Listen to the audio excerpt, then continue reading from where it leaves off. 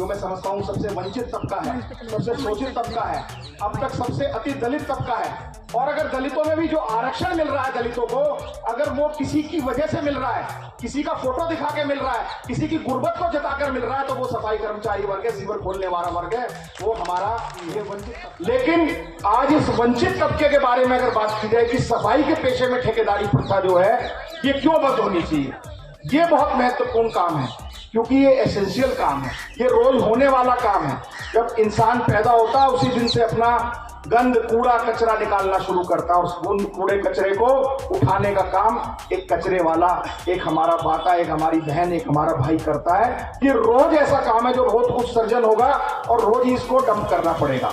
तो इसीलिए इस काम को ठेकेदारी प्रथा से सरकारों को हटाना। स्वच्छ भारत मिशन, इस स्वच्छ भारत मिशन एक बहुत बड़ा घोटाला, एक बहुत बड़ा धोखा है। तो भारत के प्रधानमंत्री हर साल 2 अक्टूबर पर लोगों को करोड़ों रुपया खर्च कर दिखाते और दिखाते हैं, और बड़े बड़े चैनलों पर अवार्ड लेने कौन आते हैं? स्वच्छ भारत मिशन का अवार्ड देश में अमिताभ बच्चन को मिला है, स्वच्छ भारत मिशन का अवार्ड सचिन तेंदुलकर को मिल रहा है, जिन्होंने आज तक जिंदगी में अपने घर के एक कमरे में झाड़ू नहीं लगाई होगी। और स्वच्छ मिशन के नाम पर नरेंद्र मोदी साहब ने 2 अक्टूबर गांधी जयंती को पचकुइया के वाल्मीकि मंदिर पर जाकर वो जैसे झाड़ू लगाने के पकड़कर फोटो खिंचवाते हैं भारतीय जनता पार्टी के नेता और प्रधानमंत्री, उन्होंने वहां फोटो खिंचवाई, और उस फोटो खिंचवाकर उस एडवर्टाइज करने के कितने पैसे खर्च हुए आपको पता है? ये मैंने आरटीआई में डाला और उस पर केस भी डाल रखा हमने सुप्रीम कोर्ट में। 2000 करोड़ रुपए तो अब तक केवल नरेंद्र मोदी साहब स्वच्छ भारत मिशन की एडवर्टाइज में खर्च कर चुके हैं। 2 प्रधानमंत्री ब्रिक्स में गए हुए हैं और वहां कह रहे हैं कि देश में बहुत ज्यादा तरक्की आ गई है, और देश की तरक्की ये है कि देश की राजधानी में सफाई कर्मचारी पूरे महीने झाड़ू लगाकर 3 महीने उसको सैलरी नहीं मिलती, और अपनी सैलरी के लिए, अपनी तनख्वाह के लिए उसको क्या करना पड़ता है? धरना करना पड़ता है, अनशन करना पड़ता है। के हालात तो ये है कि कोरोना महामारी आई, और कोरोना महामारी में पूरे देश को लोगों ने अवार्ड दिया, डॉक्टरों को अवार्ड दिया, नर्सेस को अवार्ड दिया, हॉस्पिटल वालों को अवार्ड दिया, ड्राइवरों को अवार्ड दिया, सैनिकों को अवार्ड दिया। लेकिन सबसे पहले जो उस कोरोना के थूक से लड़ रहे थे, कोरोना के मास्क, गंदे मास्क से लड़ रहे थे, कोरोना वाले घर से कूड़े से लड़ रहे थे, वो हमारा सफाई सैनिक था, सफाई कर्मचारी था। हजार जो ग्रुप डी का नौकरी करने वाला है, सफाई कर्मचारी था, खल्लासी था, चपरासी था, पियून था, माली था, गार्ड था, चौकीदार था, उन सबको जब ग्रुप डी में इस भारतीय जनता पार्टी की सरकार ने किया, इनके पीछे इनकी एक साजिश थी, ये आपको समझना होगा। इनको लगा कि आरक्षण की बैसाखी से इनकी पटरी थोड़ी थोड़ी ऊपर आनी शुरू हो गई है, इनको सरकारी नौकरी से म्युनिसिपैलिटी में मिल रही है, लेकिन मिल गई है, इससे इनके घर में 2 नौकरी अगर आ गई है तो 1 लाख रुपए इनके घर में आने शुरू हो गए हैं।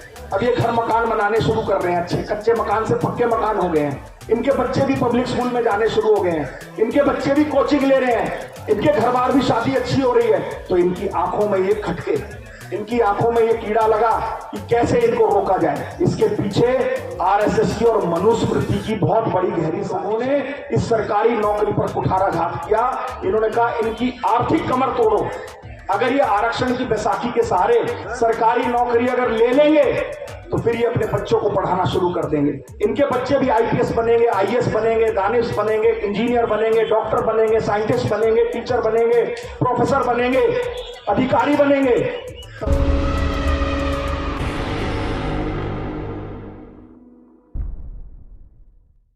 भीम!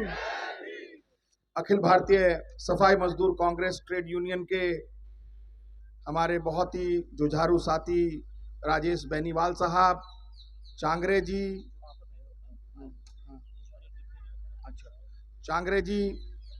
मंच पर आसीन बीर सिंह बहुत साहब, तमाम हमारे मंच पर आसीन सफाई मजदूरों के नेता, मंच के संचालक और बहुत ही अच्छे वक्ता विजय बहुत साहब, और देश के कोने कोने से आए हुए हमारी बहुत ही सम्माननीय माताएं बहनें, हमारे बुजुर्ग साथियों और नौजवान और युवा। जैसा कि ये धरना ही बता रहा है कि इसमें देश के तमाम राज्यों से आप यहाँ जुटे हैं, और अपनी आवाज दिल्ली को बताने, देश की गूंगी बहरी सरकारों को जताने आप यहाँ इकट्ठे हुए और इसकी मुख्य जो मांग है आपकी, जो मैं समझता हूँ सबसे वंचित तबका है, सबसे शोषित तबका है, अब तक सबसे अति दलित तबका है। और अगर दलितों में भी जो आरक्षण मिल रहा है दलितों को, अगर वो किसी की वजह से मिल रहा है, किसी का फोटो दिखा के मिल रहा है, किसी की गुर्बत को जताकर मिल रहा है, तो वो सफाई कर्मचारी वर्ग है, सीवर खोलने वाला वर्ग है, वो हमारा ये वंचित तबका है। और इस वंचित तबके की आवाज चाहे किसी पॉलिटिकल पार्टी के लीडर्स हों, कोई भी राजनीतिक दल हो, हमेशा उन्होंने अनसुनी ही की है। मैं आज बेशक कांग्रेस पार्टी में हूं, मैं कांग्रेस पार्टी का राष्ट्रीय प्रवक्ता भी हूं, लेकिन मैं फिर भी यहाँ इस मंच के माध्यम से कहना चाहता हूं, क्योंकि जब आप अपने समाज में आते हो तो समाज से बड़ी कोई पार्टी नहीं होती। जैसे हम जिस देश में रह रहे हैं, इस देश से बड़ा कोई नहीं है। ऐसी जब समाज में, परिवार में आप आओ तो खुल के बात रखनी चाहिए। कल को कोई ये ना कहे देखिए फला पार्टी का दलाल आ गया, ये फला पार्टी की बात करने आ गया। मैं आज आपका बड़ा महत्वपूर्ण दिन है, त्योहारों का सीजन है, उसके बावजूद आप लोग यहाँ पर इकट्ठा हैं और मुख्य मांग की बात कर रहे हैं, ठेकेदारी प्रथा। आज ये पहला कोई ऐसा धरना नहीं है, हजारों लाखों धरने हमारे समाज के, कौम के नेताओं ने पूरे देश में हर सरकार के माध्यम से रखा है कि हमारी ठेकेदारी प्रथा बंद कर दो, हमारी ठेकेदारी प्रथा बंद कर दो। ठेकेदारी प्रथा तो वैसे 2004 से हर डिपार्टमेंट्स में आ गई है, लेकिन आज इस वंचित तबके के बारे में अगर बात की जाए कि सफाई के पेशे में ठेकेदारी प्रथा जो है ये क्यों बंद होनी चाहिए, ये बहुत महत्वपूर्ण काम है, क्योंकि ये एसेंशियल काम है, ये रोज होने वाला काम है। जब इंसान पैदा होता है उसी दिन से अपना गंद, कूड़ा, कचरा निकालना शुरू करता है और उस कूड़े कचरे को उठाने का काम एक कचरे वाला, एक हमारा बाता, एक हमारी बहन, एक हमारा भाई करता है। ये रोज ऐसा काम है जो रोज कुछ सर्जन होगा और रोज ही इसको डंप करना पड़ेगा। तो इसीलिए इस काम को, ठेकेदारी प्रथा से सरकारों को हटाना चाहिए। लेकिन सरकार ने उल्टा क्या किया है, जो सबसे वंचित तबका था उसी का शोषण करने के लिए ठेकेदारों को छोड़ दिया है। आज पूरे देश में कहने को तो, जहां दिल्ली देश की राजधानी में बैठे हैं, यहाँ सबसे ज्यादा मिनिमम वेजेस की गुहार लगाई जाती है केजरीवाल जी के द्वारा कि हम देश में सबसे ज्यादा मिनिमम वेजेस देते हैं। लेकिन यहाँ भी आज अस्पतालों में जाओ, आप सरकारी अस्पतालों में, आज डिस्पेंसरियों में जाओ, आज सरकारी दफ्तरों में जाओ, आज बिजली के दफ्तर में जाओ, पानी के दफ्तर में जाओ, वहां सब जितना हमारा सफाई कर्मचारी लगा है, स्कूलों में लगा है, एमसीडी स्कूलों में लगा है, आज उसकी दुर्दशा इतनी है, कहीं वो 400 रुपए महीने पे काम कर रहा है, कहीं वो 4000 रुपए महीने पे काम कर रहा है। और देश की दूसरे नंबर की म्युनिसिपैलिटी कमेटी जिसे कहते हैं दिल्ली, पहली महानगर जो अपना मुंबई है और दूसरी दिल्ली, यहाँ पर आप देख लीजिए हमारे बहुत सारे सफाई कर्मचारियों के नेता बैठे हैं और सैकड़ों संगठन हैं, लेकिन दिल्ली में ऐसे ऐसे व्यक्ति हैं कि जिन्होंने अपने जीवन का 40 साल नगर निगम में खपा दिया, लगा दिया, हाड़ गल गए, टीबी हो गई, लेकिन वो पक्के नहीं हुए। उनकी रिटायरमेंट कच्चे कर्मचारी के रूप में हुई और कच्चे ही मर गए। तो ये इस देश की दुर्दशा है। मैं समझता हूँ इस देश की सरकारों को, यहाँ जितनी इंटेलिजेंस, जितनी सीआईडी भारत की सरकार की बैठी है, उनको जाकर ये बताना चाहिए कि शर्म से डूब मरना चाहिए उन सरकारों को, जब वो लाल किले की प्राचीर से भाषण देते हैं और कहते हैं कि मैं स्वच्छ भारत मिशन चला रहा हूं, देश को स्वच्छ करने का काम कर रहा हूं। तो देश को स्वच्छ कोई भूत नहीं कर रहा, प्रेत नहीं कर रहा, कोई आत्माएं नहीं कर रही, ये सारे आप जैसे माता, भाई, बहन कर रहे हैं। और इनकी दुर्दशा जब इस तरीके की है तो बाहर में जाए ऐसा स्वच्छ भारत मिशन। इस स्वच्छ भारत मिशन एक बहुत बड़ा घोटाला, एक बहुत बड़ा धोखा है, जो भारत के प्रधानमंत्री हर साल 2 अक्टूबर पर लोगों को करोड़ों रुपया खर्च कर जताते और दिखाते हैं। और बड़े बड़े चैनलों पर अवार्ड लेने कौन आते हैं? स्वच्छ भारत मिशन का अवार्ड देश में अमिताभ बच्चन को मिला है, स्वच्छ भारत मिशन का अवार्ड सचिन तेंदुलकर को मिल रहा है, जिन्होंने आज तक जिंदगी में अपने घर के एक कमरे में झाड़ू नहीं लगाई होगी। और स्वच्छ भारत मिशन के नाम पर नरेंद्र मोदी साहब ने 2 अक्टूबर गांधी जयंती को पचकुइया के वाल्मीकि मंदिर पर जाकर वो जैसे झाड़ू लगाने के पकड़कर फोटो खिंचवाते हैं भारतीय जनता पार्टी के नेता और प्रधानमंत्री, उन्होंने वहां फोटो खिंचवाई और उस फोटो खिंचवाकर उस एडवर्टाइज करने के कितने पैसे खर्च हुए आपको पता है? ये मैंने आरटीआई में डाला और उस पर केस भी डाल रखा हमने सुप्रीम कोर्ट में। 2000 करोड़ रुपए तो अब तक केवल नरेंद्र मोदी साहब स्वच्छ भारत मिशन की एडवर्टाइज में ही खर्च कर चुके हैं। 2000 करोड़ रुपए। अगर वो 2000 करोड़ रुपए हमें कहीं जयपुर नगर निगम को मिल जाते, फरीदाबाद नगर निगम को मिल जाते, या हरियाणा में गुड़गांव नगर निगम को मिल जाते, या दिल्ली नगर निगम को मिल जाते, तो सारे के सारे कर्मचारी पक्के हो सकते हैं, सबको परमानेंट जॉब मिल सकती थी। लेकिन देश का प्रधानमंत्री आपको पक्का करने में इंटरेस्टेड नहीं है, वो अपना चेहरा चमकाने में इंटरेस्टेड है। उसको उस 2000 करोड़ रुपए से बड़ी बड़ी एडवर्टाइज करनी है, टीवी में ऐड करनी है, एफएम में जिंगल चलाने हैं कि देश में स्वच्छ भारत मिशन चल रहा है जी, देश में स्वच्छ भारत मिशन चल रहा है। लेकिन उस स्वच्छ भारत मिशन में असलियत में इज्जत किसकी है? कहने को वो कह रहे हैं मैंने इज्जत घर बनवा दिए हैं जगह जगह गांव में, लेकिन जब हमारी माता बहनें सुबह उठकर जब आप देखिए 5 बजे वो जाती हैं तो उस इज्जत की कौन बात करेगा? जब उनके बच्चे नहीं पढ़ पाते हैं, तो जब कुछ लोग हमें ताना भी देते हैं कि आप लोग नहीं पढ़ रहे, तो उसकी मजबूरी ये है कि उस घर का पिता, उस घर की माता सुबह 5 बजे उठ के बस पकड़कर 20 किलोमीटर दूर 10 किलोमीटर झाड़ू लगाने जाती है, तो वो अपने बच्चे पर कैसे ध्यान देगी? और इस देश की सरकार अपनी पीठ थपथपाती है कि देश ने 5 ट्रिलियन इकोनॉमी खड़ी कर दी है, देश तो तरक्की कर रहा है, देश में पता नहीं खुशहाली आ गई है। बाहर की कंट्रीज में जाकर हम अपनी पीठ थपथपाते हैं। आज भी देश के प्रधानमंत्री ब्रिक्स में गए हुए हैं और वहां कह रहे हैं कि देश में बहुत ज्यादा तरक्की आ गई है। और देश की तरक्की ये है कि देश की राजधानी में सफाई कर्मचारी पूरे महीने झाड़ू लगाकर 3 महीने उसको सैलरी नहीं मिलती, और अपनी सैलरी के लिए, अपनी तनख्वाह के लिए उसको क्या करना पड़ता है? धरना करना पड़ता है, अनशन करना पड़ता है। ये सब इतनी ज्यादा बीमारियां हैं इन सरकारों की दिमाग में कि इनकी सरकारों को हमें एक सबक सिखाना पड़ेगा।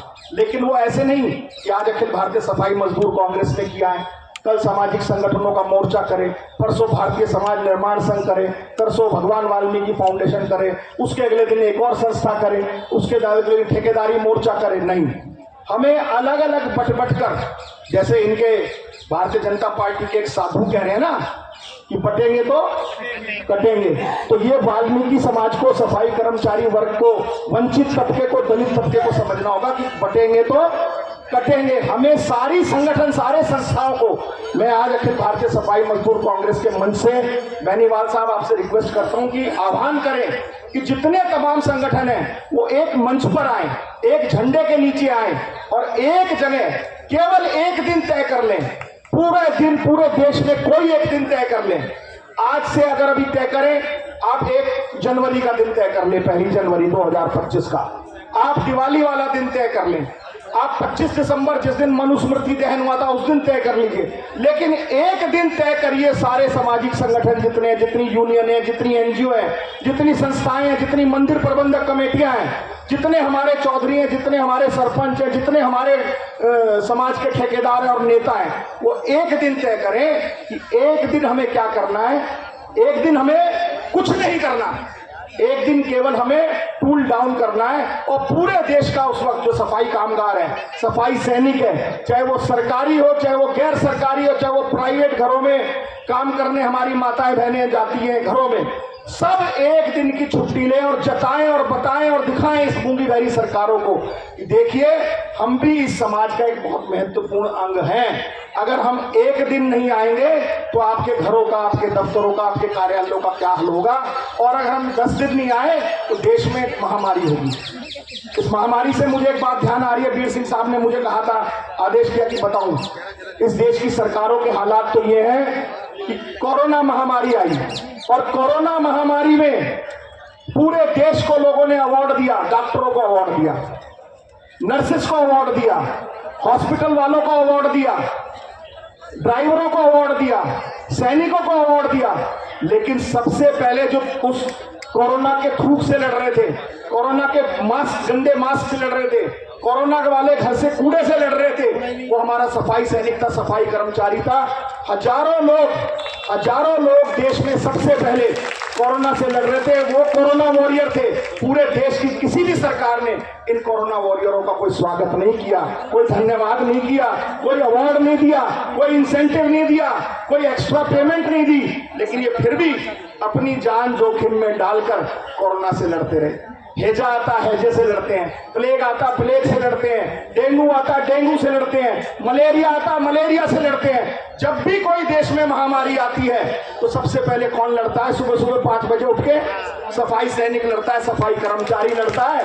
और ये सरकार उसको 1 रुपया देने का काम नहीं करती। दिल्ली की सरकार, केजरीवाल की सरकार ने सबको वादा किया कि कोई भी ऑन ड्यूटी डेथ होगी दिल्ली में तो हमें 1 करोड़ रुपया देंगे। 57 सफाई कर्मचारी कोरोना से लड़ते हुए सुबह सुबह अपनी ड्यूटी करते हुए शहादत दी, उन्होंने शहीद हो गए। और इस गूंगी बहरी सरकार ने, इस दलित विरोधी केजरीवाल ने उसमें से केवल एक व्यक्ति को 1 करोड़ रुपया दिया। आज भी 56 लोग लड़ रहे हैं, हम उनके लिए कोर्ट में लड़ रहे हैं कि भाई साहब इन लोगों ने कौन सा कसूर किया था। जब आप एक सैनिक को दे रहे हैं, एक टीचर को दे रहे हैं, एक नर्स को दे रहे हैं, एक डॉक्टर को दे रहे हैं, तो क्यों नहीं आप सफाई कर्मचारी को 1 करोड़ रुपया दे रहे हैं? हमारा उनसे कोई विरोध नहीं है, जिनको मिला है पैसा उनको भी मिलना चाहिए था, उन्होंने भी अपने ड्यूटी पे शहादत दी है। लेकिन सबसे पहले जो शहादत दी इस वंचित तबके ने, इसके साथ ऐसी भी दुर्भावना क्यों? इसके साथ जातिवाद का जहर क्यों? इसके साथ छुआछूत क्यों? इसके साथ भेदभाव क्यों? ये सवाल खड़े होते हैं देश की 78 साल आजादी के बाद कि आज भी देश की आजादी के बाद अगर इस तरीके का भेदभाव है, सरकार अगर कॉम्पनसेशन देने में भी अगर जाति देखती है और समझती है कि ये वंचित तबके का व्यक्ति है, वाल्मीकि समाज का व्यक्ति है, इसको पैसे नहीं देने, तो ये इससे शर्मनाक बात कुछ नहीं हो सकती। और इस आजादी का क्या मायने है हमारे लिए, जब हमारे लोग आज बीमारियों से लड़ते लड़ते मर जाते हैं, टेम्पररी मर जाते हैं, कोरोना वॉरियर्स को पैसे नहीं मिल पा रहे हैं, स्वच्छ भारत मिशन के नाम पर लोग पैसे खा रहे हैं, लोग अवार्ड ले रहे हैं और हमारा सफाई सैनिक आज भी वहीं खड़ा है। ये सब सोचने का विषय है। कृपया करके मैं जितने आपके मुद्दे हैं, ये सब मुद्दे बहुत महत्वपूर्ण हैं, चाहे ओपीएस का हो, चाहे सफाई कर्मचारियों को शिक्षा का मुद्दा हो, चाहे 240 दिन हाजिरी का मुद्दा हो, लेकिन सबसे अहम मुद्दा जो है आपका, वो मुद्दा है ठेकेदारी प्रथा को हटाने का। और ये ठेकेदारी प्रथा कोई ऐसा बड़ा भूचाल नहीं है, कोई ऐसी रॉकेट साइंस नहीं है कि हट नहीं सकती। ये भारतीय जनता पार्टी की सरकार 2004 में जब अटल बिहारी वाजपेयी थे, उनके डिसइन्वेस्टमेंट मिनिस्टर अरुण शौरी साहब ने रखी कि देश में बहुत घाटा हो रहा है जी, सरकारी कर्मचारियों को पैसे देने में देश तो डूब जाएगा, कंगाल हो जाएगा। आज जब देश में हजारों करोड़ रुपए के घोटाले हो रहे हैं, मेहुल चौकसी जो गुजराती भाई है मोदी जी का, वो पैसे लेकर भाग गया जब देश नहीं डूबा। विजय माल्या जब हजारों करोड़ रुपए देश के लेकर भाग गया तब देश नहीं डूबा।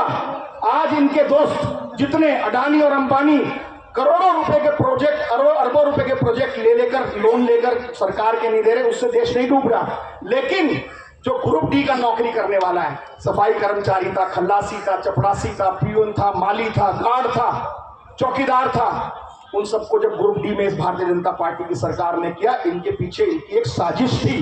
ये आपको समझना होगा। इनको लगा कि आरक्षण की बैसाखी से इनकी पटरी थोड़ी थोड़ी ऊपर आनी शुरू हो गई है। इनको सरकारी नौकरी म्युनिसिपैलिटी में मिल रही है, लेकिन मिल गई है। इससे इनके घर में 2 नौकरी अगर आ गई है तो 1 लाख रुपए इनके घर में आने शुरू हो गए हैं।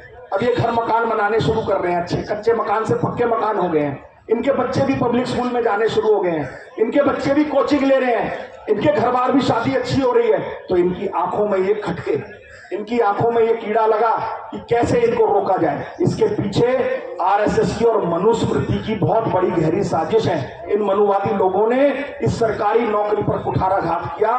इन्होंने कहा इनकी आर्थिक कमर तोड़ो। अगर ये आरक्षण की बैसाखी के सहारे सरकारी नौकरी अगर ले लेंगे तो फिर ये अपने बच्चों को पढ़ाना शुरू कर देंगे।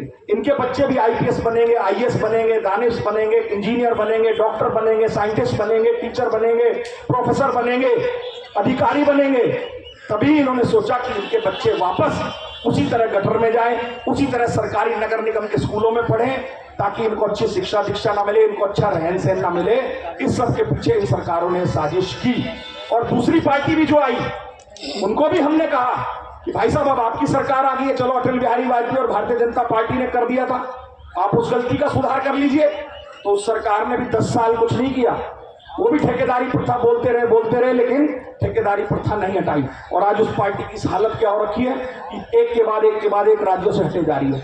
मैं आज भी इस मंच के माध्यम से भारतीय जनता पार्टी की सरकार को भी कहना चाहता हूं, वो 11वें साल में प्रवेश करी है, कि आज भी उसे अकल आ जाए और आज भी वो इस वंचित तबके को, ठेकेदारी प्रथा को पूरा केवल एक कैबिनेट मीटिंग होनी है, कुछ भी नहीं होना इसमें, कोई बहुत बड़ा सरकारी ऑर्डर नहीं है, केवल डीओपीटी मिनिस्टर का एक नोट जाएगा तमाम सभी गवर्नमेंट्स को कि जितने एसेंशियल वर्क है लाइक सफाई का, स्वीपिंग का, वो पूरे देश की तमाम सरकारें, central government, state government, municipality इसको अब एसेंशियल वर्क मानकर परमानेंट पोस्ट क्रिएट करेगी, परमानेंट पोस्ट निकालेगी और पूरे देश में आप देखिएगा सफाई कर्मचारी वर्ग को परमानेंट नौकरियां, स्थायी नौकरियां मिल जाएंगी और वापस उसकी पटरी फिर दोबारा वापस एक पहिए पर चल पड़ेगी।